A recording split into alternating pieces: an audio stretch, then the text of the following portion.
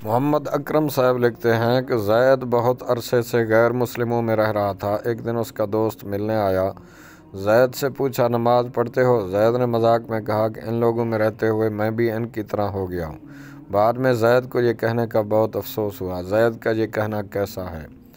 बिस्मिल्लाहिर्रहमानिर्रहीम। अल-जवाब बिऔनिल मलिकिल वहाब। जनाब, अगर ज़ैद की मुराद ये थी कि आसपास नमाज का माहौल नहीं है, साथ वाले हैं भी गैर मुस्लिम, इसलिए मेरे अमल में भी कमी आ गई है, नमाज से महरूम हो गया हूँ, तो इस जुमले में तो हर्ज नहीं। ताहम ज़ैद नमाज न पढ़ने की वजह से सख्त गुनाहगार है। दूसरा, उसने अपने गुनाह का इजहार किया, इसका अलग गुनाह है और उस पर सच्ची तौबा लाजिम है। लेकिन अगर उसने अगरचे मजाक में ही ये मुराद लिया कि मैं भी गैर मुस्लिमों के साथ रहने की वजह से अब इनके दीन वाला हूँ, तो ये इस्लाम से निकल गया।